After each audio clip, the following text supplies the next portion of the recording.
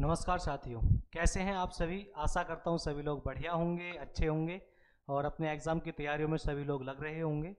आज की वीडियो में मेरे साथियों हम लोग बात करेंगे आरआरबी एनटीपीसी में जो फिजिक्स का पार्ट पूछा जाता है उसकी। यहाँ पे अगर हम देखें तो फिजिक्स का ये जो चैप्टर हम लोग डिस्कस कर रहे हैं, चैप्टर का नाम है मोशन गति। इससे पहले मोशन चैप्टर के, गति चैप्टर के 2 लेक्चर हो चुके हैं।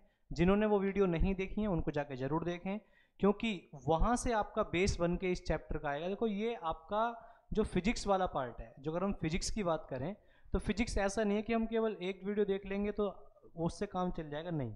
फिजिक्स भी मैथ्स की तरह ही है, उसके जो बेसिक पार्ट हैं वो देखने जरूरी है, तब हम लोग आगे की चीज़ों को कवर कर सकते हैं। तो आपका मोशन क्या होता है, गति क्या होती है, ठीक है, उसके ग्राफ हम लोगों ने डिस्कस किए थे। डिस्टेंस दूरी क्या होती है, डिस्प्लेसमेंट विस्थापन क्या होता है, ठीक है, इसके बाद स्पीड क्या होती है, वेलोसिटी क्या होती है, ये सारी चीज़ें हम लोगों ने डिस्कस की थी लास्ट क्लास में। इसके साथ साथ हमने पढ़ा था एवरेज स्पीड के बारे में, औसत चाल के बारे में। तो आगे की चीज़ें आज की वीडियो में हम लोग कवर करने वाले हैं। चलिए अपना समय ज़्यादा न लेते हुए क्लास को शुरू करते हैं। और अगर वीडियो पसंद आए तो वीडियो को लाइक शेयर करना ना भूलें, अपने दोस्तों के साथ अपने दोस्तों को भी जोड़ना ना भूलें। चलिए यहाँ पे देखेंगे,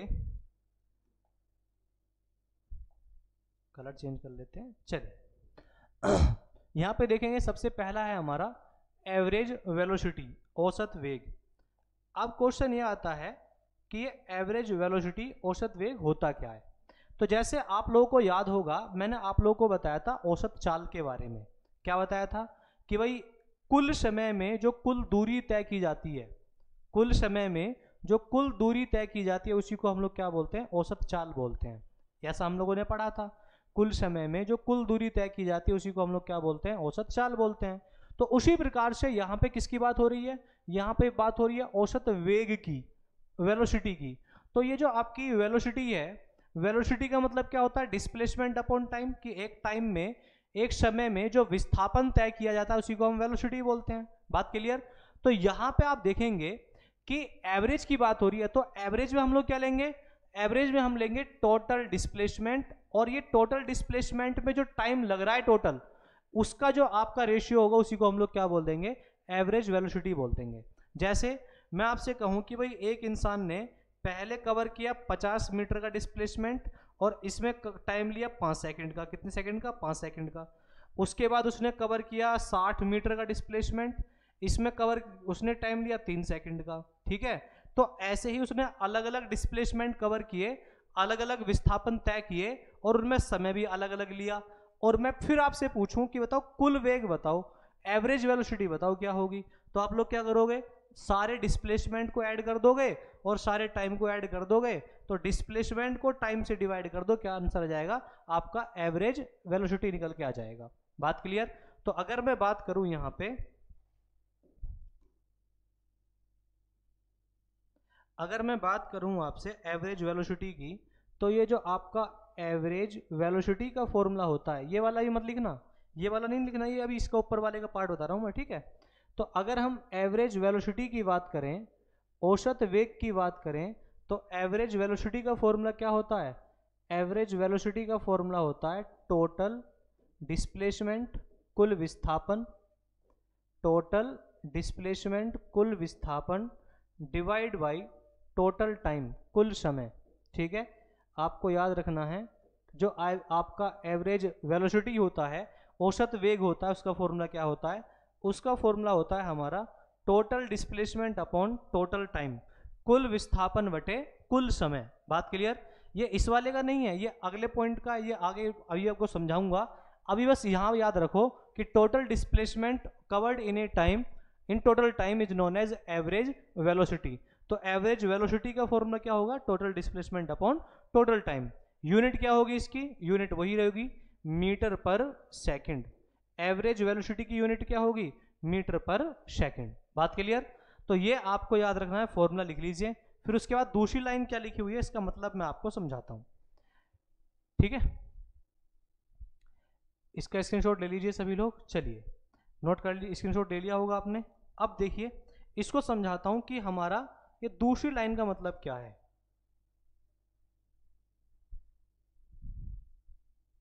देखिए यहाँ पे इसके दो केस बनते हैं आपके। एक तो ये फॉर्मूला बन गया आपके सामने, एक साधारण सा फॉर्मूला कि भाई कुल विस्थापन बटे कुल समय, total displacement upon total time. ये फॉर्मूला बन गया किसका, एवरेज वेलोसिटी का। लेकिन इससे अलग भी आपके और फॉर्मूले होंगे। जैसे यहाँ पे दिया हुआ है कि भाई average velocity when object covers two same displacements with velocity v1 and v2। औसत वेग जब वस्तु v1 और v2 वेग के साथ दो समान विस्थापनों को तय करती है। जैसे मैं आपको समझाता हूं कि भाई मान लो किसी को यहां A से जाना था B तक, ठीक है। A से कहां तक जाना था, A पॉइंट से जाना था, उसको B तक जाना था। लेकिन अब वो जब वो A से B तक जा रहा था, उसने अपनी जर्नी को, अपनी यात्रा को कितने पार्ट में डिवाइड कर लिया, अपनी जर्नी को, अपनी यात्रा को डिवाइड कर लिया दो पार्ट में। कितने पार्ट में, दो। पहला डिस्प्लेसमेंट s, दूसरा भी डिस्प्लेसमेंट s। दो विस्थापन उसने तय किए, दो विस्थापन तय किए, लेकिन दोनों विस्थापन एक दूसरे के क्या है, बराबर है। उसने बोला है ना समान विस्थापन, सेम डिस्प्लेसमेंट। तो ये दोनों डिस्प्लेसमेंट, दोनों विस्थापन जो है वो क्या होने चाहिए, सेम होने चाहिए। पहले वाले डिस्प्लेसमेंट को कवर करता है v1 वेलोसिटी से, और दूसरे वाले डिस्प्लेसमेंट को कवर करता है v2 वेलोसिटी से, ठीक है। पहले वाली वेलोसिटी कितनी है, v1, और दूसरी वाली वेलोसिटी कितनी है, v2। अब आपसे पूछा जाए कि बताइए औसत वेग क्या रहा होगा, एवरेज वेलोसिटी क्या रही होगी। तो देखो यहाँ पे आप कह रहे हो sir total displacement upon total time होता है। भाई टोटल डिस्प्लेसमेंट तो है, क्या टाइम है हमारे पास में, यहाँ पे टाइम नहीं है। तो इस केस में आपको याद रखना है कि अगर ऐसी कंडीशन आ जाए कि डिस्प्लेसमेंट सेम हो और आपकी वेलोसिटी अलग अलग हो, तो आपको याद रखना है कि उस केस में जो एवरेज वेलोसिटी होती है, औसत वेग होता है, उसका फॉर्मूला होता है हमारा 2v1 v2 divide by v1 plus v2, ठीक है। ये फॉर्मूला आप लोगों को याद रखना है। कब, जब आपके दो बराबर के डिस्प्लेसमेंट कवर किए गए हों, एक v1 वेलोसिटी से और एक आपका v2 वेलोसिटी से। बात क्लियर, याद रखेंगे जब दो एक जैसे डिस्प्लेसमेंट अलग अलग वेलोसिटी से कवर किए गए हों, तो एवरेज वेलोसिटी का फॉर्मूला होता है 2v1 v2 divide by v1 plus v2। बात क्लियर। तीन होंगे तो मैंने आप लोगों को तीन वाला भी बताया था स्पीड वाले में, एवरेज स्पीड में क्या बन जाएगा, 3v1 v2 v3, ठीक है। याद होगा आप लोगों को मैंने बताया था 3v1 v2 v3 divide by v1 v2 plus v2 v3 plus v3 v1। मैंने ये आपको सिखाया था ना कि ये कंडीशन कब आएगी, ये कंडीशन तब आएगी जब तीन बराबर के डिस्प्लेसमेंट हो और उनको कवर करने में अलग अलग वेलोसिटी का यूज किया गया हो। बात क्लियर। तो ये हम लोगों ने पढ़ा था कहाँ पे, एवरेज स्पीड वाले केस में हमने ये वाली चीज भी कवर की थी, ठीक है। चलिए ये नोट कीजिए, फिर चलेंगे, बढ़ेंगे आगे की ओर। ये जो मैंने लिखा है ये आपका दूसरी वाली स्टेटमेंट के लिए है। चलिए नोट कर लिया होगा ये, बढ़िए आगे की ओर। चलिए नेक्स्ट है अगला आपका कौन सा पार्ट है एवरेज वेलोसिटी का। आगे देखेंगे average velocity when object covers it's journey with two different velocities v1 and v2 in same times. अब पहले वाले केस में क्या सेम दिया था, डिस्प्लेसमेंट सेम दिया था। इस बार क्या सेम दिया है, टाइम। कि भाई मान लो एक, यहां फिर वही चीज कर लेते हैं कि एक इंसान को A से कहां तक जाना था, B तक। एक इंसान को A से B तक जाना था, अपनी जर्नी को कितने पार्ट में डिवाइड कर लिया उसने, अपनी यात्रा को कितने भाग में डिवाइड कर लिया, दो भाग में। पहला भाग T और दूसरा भाग भी क्या है आपका T। दो समान समय है, भाग मतलब समान, T का यहाँ पे क्या टाइम है, दो टाइम ले रहा है वो, दो समय ले रहा है और दोनों समय क्या है, सेम है। पहले समय के लिए चलता है वो कितनी वेलोसिटी से, v1 से। दूसरे समय के लिए कितनी वेलोसिटी से चलता है, v2 से।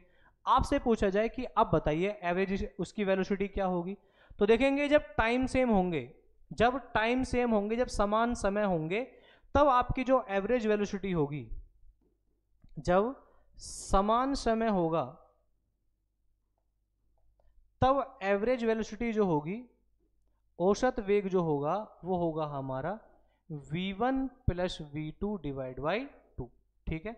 तो कुछ आपको याद आ रहा होगा, मैंने ये सारी चीज़ें मैंने स्पीड में भी कवर कराई थी, एवरेज स्पीड वाले में। लेकिन मैंने एक बात भी बोली थी कि आपकी एवरेज वेलोसिटी जीरो हो सकती है, एवरेज स्पीड कभी जीरो नहीं हो सकती। कैसे देखो, जैसे मैंने आपसे कहूँ कि भाई एक इंसान अपना घर से गया ऑफिस और ऑफिस से आ गया घर, ठीक है, डिस्प्लेसमेंट कितना हो गया, जीरो। उसकी वेलोसिटी कितनी होगी, जीरो। लेकिन स्पीड कभी जीरो हो सकती है, नहीं हो सकती, क्योंकि हम लोगों ने इसको पढ़ा था, डिस्टेंस अपॉन टाइम क्या होता है, स्पीड, और डिस्टेंस कभी जीरो नहीं होती। ये हम लोगों ने पढ़ा है डिटेल में। बात क्लियर। चलिए इसका स्क्रीनशॉट ले लीजिए, फिर चलेंगे बढ़ेंगे आगे की ओर और समझते हैं एक दो ग्राफ को। ये नोट कर लिया होगा, स्क्रीनशॉट ले लिया होगा आप लोगों ने। चलिए बढ़ते हैं आगे की ओर, तो देखेंगे, आगे देखेंगे।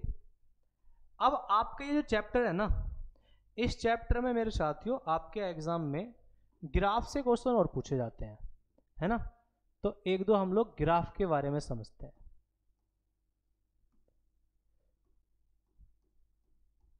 ग्राफ, ठीक है। अब देखो ग्राफ की अगर हम बात करें, तो जब मैंने ये चैप्टर शुरू किया था, वहां पे मैंने आपको पढ़ाया था पोजीशन टाइम ग्राफ, स्थिति समय ग्राफ। तो जिन्होंने नहीं देखा, मैं कहूँ, मैं बार बार यही बात बोल रहा हूँ कि पहले बेसिक पार्ट जो है दोनों, उनको जाकर जरूर देखो, तभी चीज़ें आपको समझ में आएंगी कि वेलोसिटी क्या बोल रहे हैं सर, पोजीशन क्या है, पोजीशन टाइम ग्राफ क्या है, ये सारी चीज़ें आप लोगों को मैंने पढ़ा रखी हैं, ठीक है।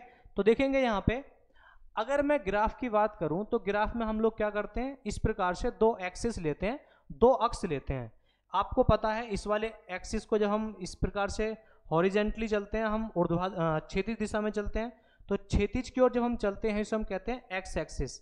और एक्स एक्सिस पे हमने क्या ले लिया, टाइम, ठीक है। एक्स एक्सिस पे हमने क्या ले लिया है, टाइम लिया, हमने लिया समय, ठीक है। और वाई एक्सिस जो है हमारा ये वाला, वाई एक्सिस पे हमने ले लिया क्या, डिस्प्लेसमेंट, ठीक है। वाई एक्सिस पे क्या लिया हमने, डिस्प्लेसमेंट। वाई एक्सिस पे लिया हमने विस्थापन। बात क्लियर। वाई एक्सिस पे क्या लिया हमने, डिस्प्लेसमेंट, विस्थापन।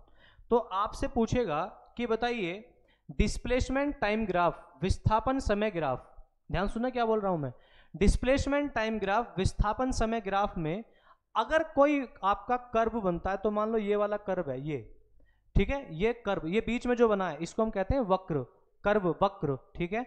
तो जो ये भी कर्व बना है किसके बारे में बताएगा, तो आप बताएंगे कि सर जब भी डिस्प्लेसमेंट टाइम ग्राफ की बात हो रही है ना, तो वो हमेशा उसमें जो वक्र होगा, जो कर्व होगा, वो किसके बारे में बताएगा, वो बताएगा वेलोसिटी वेग के बारे में। किसके बारे में, वेलोसिटी वेग के बारे में। बात क्लियर। तो यहाँ पे ये जो कर्व है, ये वाला जो कर्व है किसके बारे में बता रहा है, वेलोसिटी वेग के बारे में बता रहा है। बात क्लियर। तो यहां पे ध्यान देंगे। अब जैसे मैं आपसे कहूं कि भाई ये हो गया टाइम, इधर की ओर हमने क्या ले लिया, टाइम, और इधर हमने क्या ले लिया, डिस्प्लेसमेंट, विस्थापन, ठीक है। मैं डिस्प्लेसमेंट मतलब विस्थापन है। अब मैं आपसे कहूं कि भाई ये वाला ग्राफ बताओ जरा, ये वाला ग्राफ बताओ कि क्या ये वाला ग्राफ मोशन के लिए पॉसिबल है, तो आप कहोगे क्या ये वाला ग्राफ मोशन के लिए पॉसिबल है, तो आप कहोगे कि सर देखो यहाँ पे ये टाइम तो बढ़ रहा है इधर की ओर, जब हम इधर की ओर चल रहे हैं टाइम तो बढ़ रहा है, टाइम तो बढ़ रहा है, लेकिन क्या डिस्प्लेसमेंट चेंज हो रहा है, इस वाली लाइन पे देखो जरा, सोचो कि इधर की ओर बढ़ रही है ये लाइन, तो टाइम तो बढ़ रहा है इस लाइन पे, क्या ऊपर की ओर डिस्प्लेसमेंट चेंज हो रहा है, नहीं हो रहा। तो डिस्प्लेसमेंट जीरो है लेकिन टाइम बढ़ रहा है, तो इस केस में वेलोसिटी कितनी हो जाएगी, तो आप कहोगे सर वेलोसिटी होगी यहाँ पे जीरो, वेग कितना होगा यहाँ पे, जीरो हो जाएगा। बात क्लियर। तो यहाँ पे इसको नोट करेंगे, फिर हम लोग बढ़ेंगे आगे की ओर, एक और ग्राफ समझते हैं। इसका स्क्रीनशॉट लीजिए फटाफट सभी लोग, ले लिया होगा स्क्रीनशॉट आप सभी ने, समझ में आई होगी ये वाली बात। देखिए एक और समझते हैं।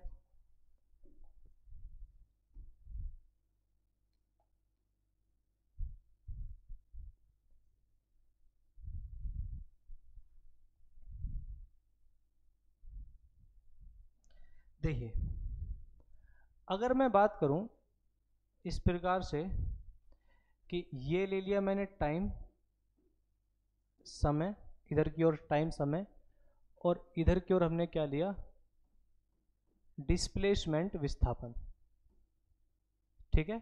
और वही है डिस्प्लेसमेंट टाइम ग्राफ। डिस्प्लेसमेंट हमेशा किस पे होना चाहिए, वाई एक्सिस पे, और एक्स एक्सिस पे क्या होना चाहिए हमारा, टाइम। अब यहाँ पे अगर मैं एक कर्व लूँ ये वाला,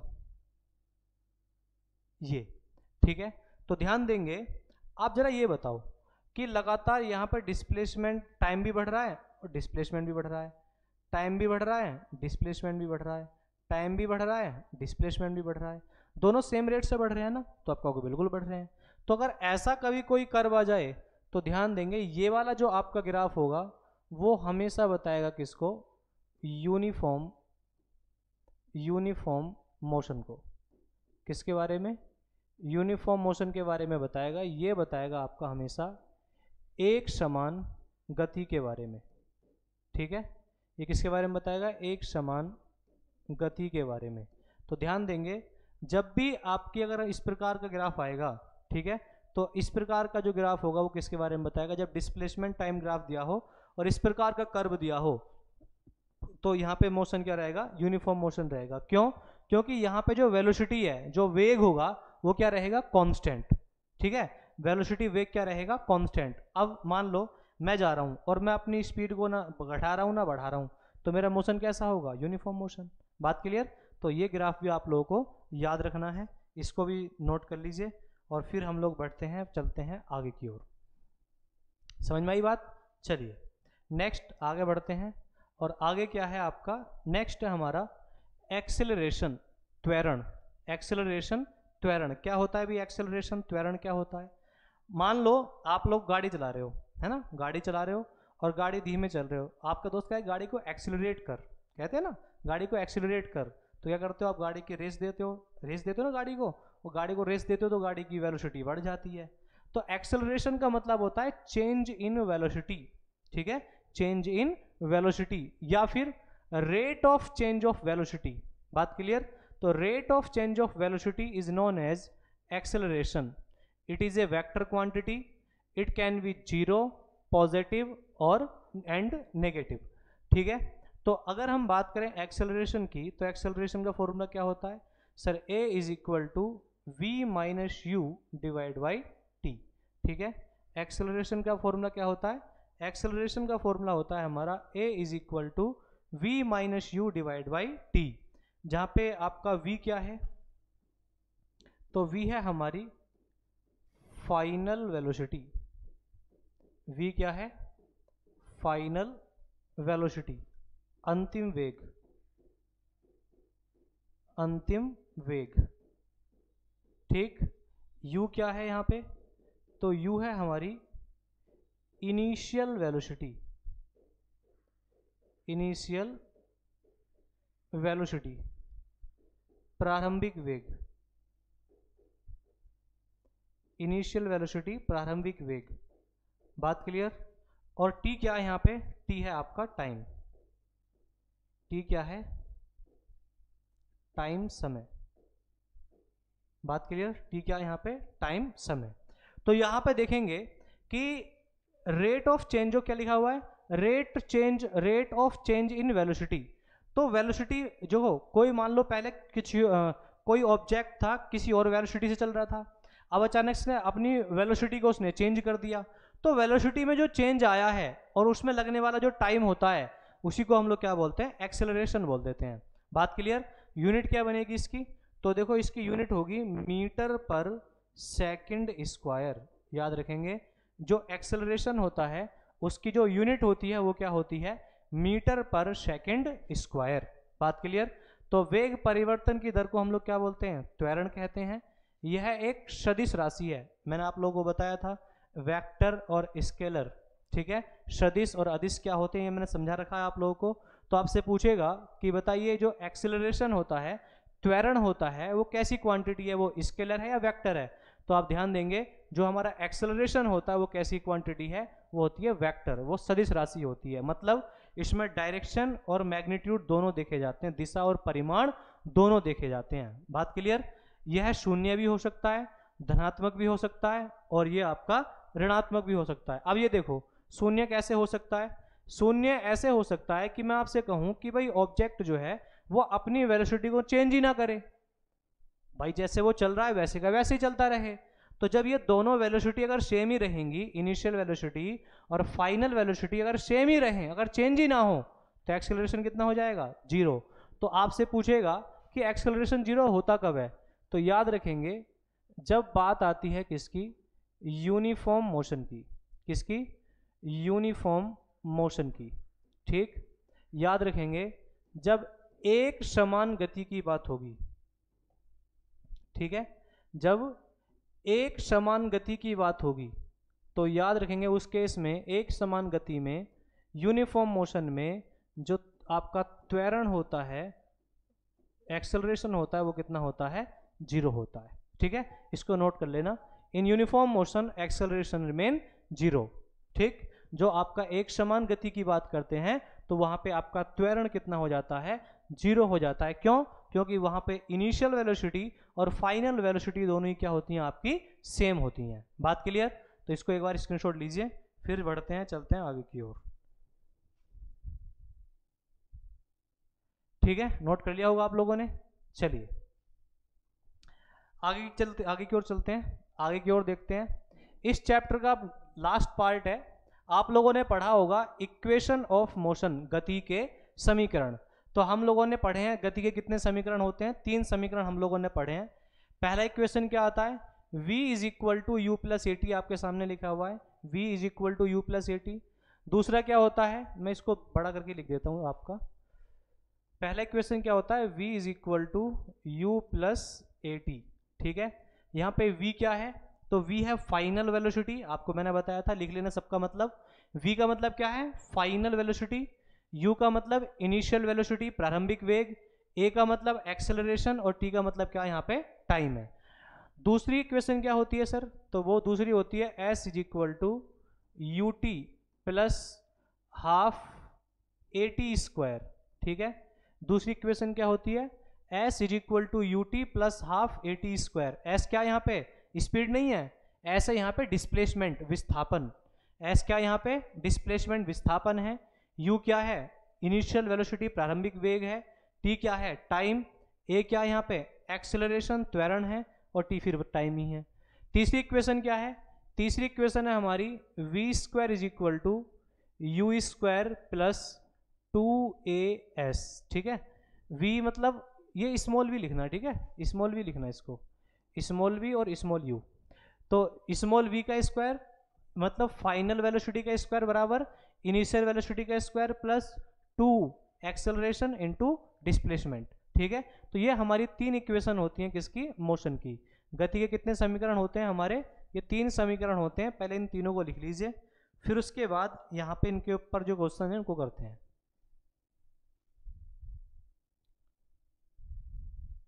ठीक है, चलिए, तो ये 3 समीकरण हैं। देखो इसके ऊपर एक क्वेश्चन मैंने यहाँ पे रखा हुआ है। क्वेश्चन क्या कहता है इसको समझिए। क्वेश्चन कहता है an object starts its journey with velocity 30 metre per second. अब जब कोई भी ऑब्जेक्ट है अपनी जर्नी को स्टार्ट करेगा तो उसकी इनिशियल वेलोसिटी प्रारंभिक वेग से तो करेगा, और इनिशियल वेलोसिटी प्रारंभिक वेग को हम किससे लिखते हैं? u से। मतलब u की वैल्यू दी हुई है कितनी? u की वैल्यू दी हुई है आपको 30 metre per second. Initial velocity प्रारंभिक वेग दिया हुआ है कितना? 30 metre per second. If the acceleration of the object is 10 metre per second square. कितना? 10 मीटर पर सेकेंड स्क्वायर। मतलब a दिया हुआ है, एक्सेलरेशन दिया हुआ है, कितना दिया हुआ है? 10 metre per second square acceleration दिया हुआ है। चलिए बहुत बढ़िया। Then find how much displacement will be covered by the object in 10 second. इसका मतलब आपसे पूछा गया डिस्प्लेसमेंट s आपसे पूछा गया है। ठीक है, डिस्प्लेसमेंट s आपसे पूछा गया है। तो आप जरा ये बताओ, आपके पास टाइम भी दिया हुआ, अच्छा टाइम दिया हुआ है, टाइम कितना दिया हुआ है? 10 सेकेंड, 10 सेकेंड टाइम भी दिया हुआ है। अब जरा ये सोचो, आपके पास u है, a है, s आपको बताना है, t है आपके पास। तो ये सारी चारों की चारों चीजें कौन सी इक्वेशन में मौजूद हैं? तो आप कहोगे सर दूसरी में। किस में? दूसरी में। तो रख दो दूसरी में। s इज इक्वल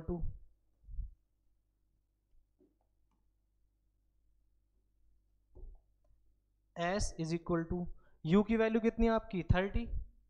टी की वैल्यू कितनी है? इतनी यहाँ पे आपकी 10 प्लस 1/, 2, ए की वैल्यू कितनी है यहाँ पे 10 और टी की वैल्यू कितनी है 10 और उसका करना पड़ेगा स्क्वायर क्योंकि टी का स्क्वायर है, तो यहाँ पे हमने ले लिया 100। ठीक है, टी का स्क्वायर यहाँ पे कितना हो गया 5, तो ये आपका कितना हो जाएगा, ये हो जाएगा 300 प्लस ये कितना हो जाएगा आपका 500, इसको ऐड करेंगे तो टोटल कितना आएगा 800 मीटर आपका क्या आ जाएगा डिस्प्लेसमेंट आ जाएगा। क्या आ जाएगा 800 मीटर हमारा क्या आ जाएगा डिस्प्लेसमेंट। ठीक है, तो इसका आंसर क्या हो जाएगा 800 मीटर। चलिए इसका स्क्रीनशॉट लीजिए, नोट कीजिए इसको, बढ़ते हैं चलते हैं फिर अगले क्वेश्चन की ओर।